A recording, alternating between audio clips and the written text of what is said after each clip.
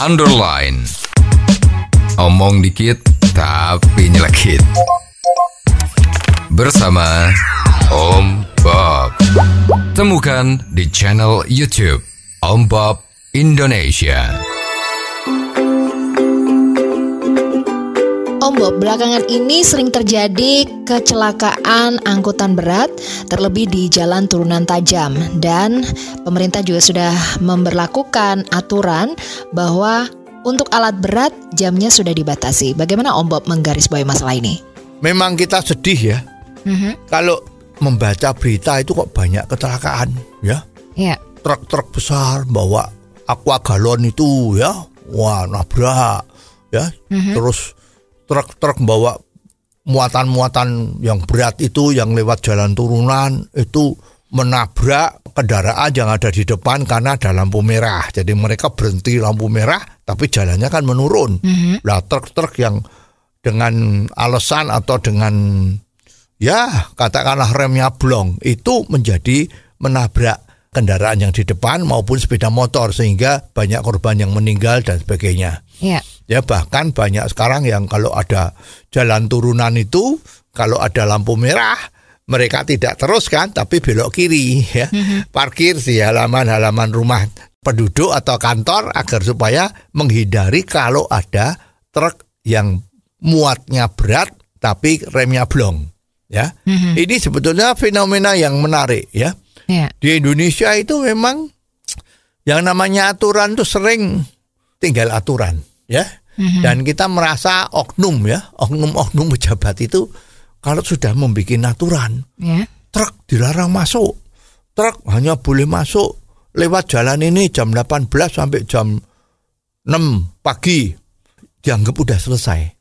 Ya, posnya ada anggaran dari pemerintah udah dibikin, pos pengawasannya itu ada, pos untuk ngawasi itu ya. Jadi dianggap udah selesai urusannya. Tapi apa yang terjadi? Masih banyak truk yang melalui jalan-jalan seperti itu nggak karuan. Dan kemarin sempat wartawan itu melihat, loh ternyata pos yang seharusnya untuk menjaga agar supaya truk-truk yang overweight atau yang beratnya sekali yang berat banget itu tidak boleh lewat, ternyata lewat terus. Dan posnya itu tidak ada orang. Nah ini kan konyol kan. Bikin peraturan biar bagus, biar tidak ada kecelakaan, tapi ternyata tidak ada yang petugas yang di pos itu. Sudah menghambur-hamburkan uang dari anggaran pemerintah. Juga apa yang diinginkan oleh pemerintah tersebut tidak tercapai. Karena terbukti banyak truk yang sebetulnya nganggap wah ini aturan kan dibuat untuk dilanggar gitu kan. Ya jadi dia jalan terus. Nah ini kan konyol. Mestinya bagaimana Om Bob peraturannya supaya truk yang memang sudah dilarang untuk lewat ini bisa benar-benar tidak melanggar peraturan? Masalah ini sangat kompleks ya. Ini memang kompleks. Kita terus terang juga sangat keberatan ya. Kalau seandainya setiap aturan itu di sana harus ada polisi lalu lintas atau ada petugas yang menunggu. Contoh aja. Sekarang satu kota itu jalan yang verboden itu tidak boleh dilewatin oleh mobil ya. Itu ada berapa banyak?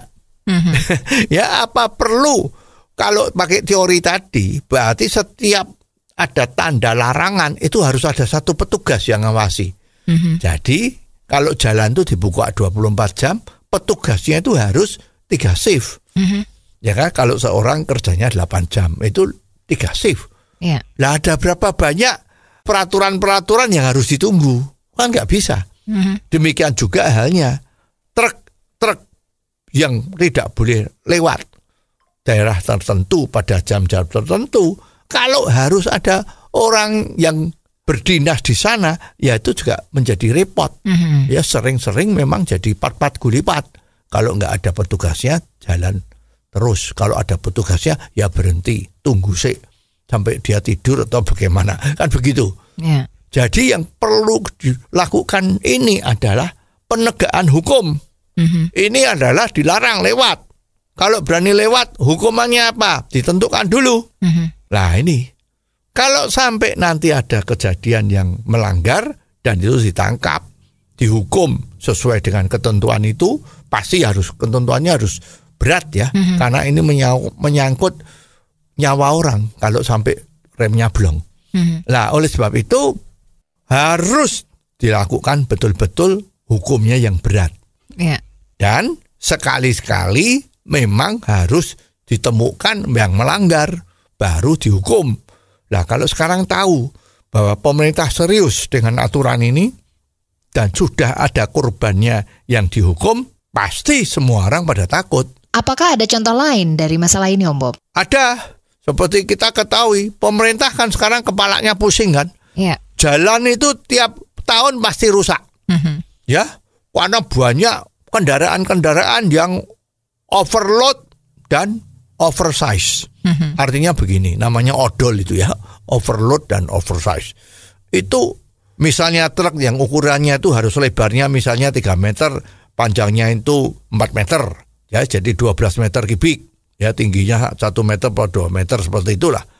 Banyak sekali sekarang truk-truk yang dimensinya dibesarkan, ya, yang harusnya panjangnya 3 meter dijadikan 5 meter.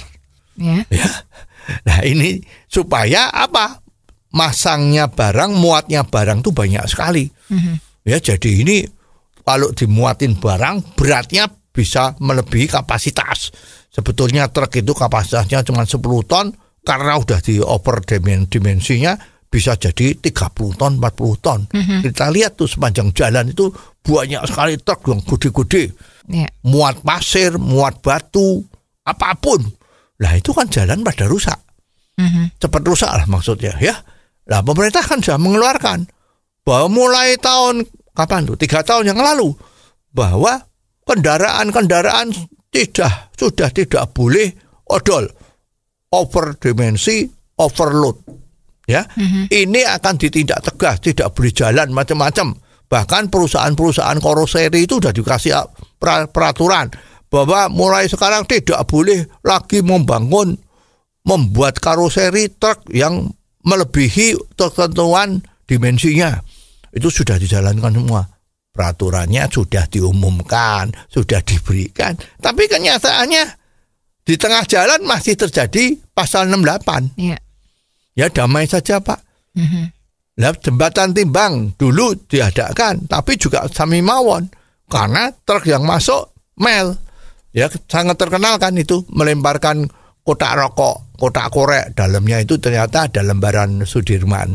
Ya, lembaran merah itu ada 1-2 lembar, udah nggak diperiksa, jalan terus.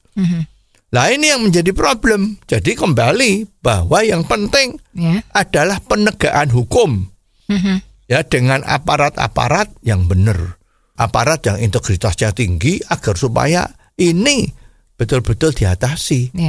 Kalau penegakan hukum itu sudah bisa dilaksanakan dengan bagus, maka berapa duit yang bisa dihemat oleh pemerintah di dalam anggaran setiap tahun bikin perbaikan jalan yang rusak karena banyaknya kendaraan yang overload tadi. Ya itu ngeri sekali. Jadi masalah yang utama di negara kita ini adalah penegakan hukum. Jadi inilah yang paling penting untuk segera diatasi, agar semuanya bisa sesuai dengan aturan yang akan mensejahterakan rakyat kita semua. Oh, jadi begitu ya Om Bob. Jelas deh sekarang. Terima kasih Om Bob untuk waktunya. Sampai ketemu lagi di waktu yang akan datang. Saran dan masukan WhatsApp ke 0878 5590 7788. Underline. Omong dikit tapi nyelekit. Bersama Om Bob. Jika Anda suka dengan channel ini, jangan lupa subscribe, like, dan komen.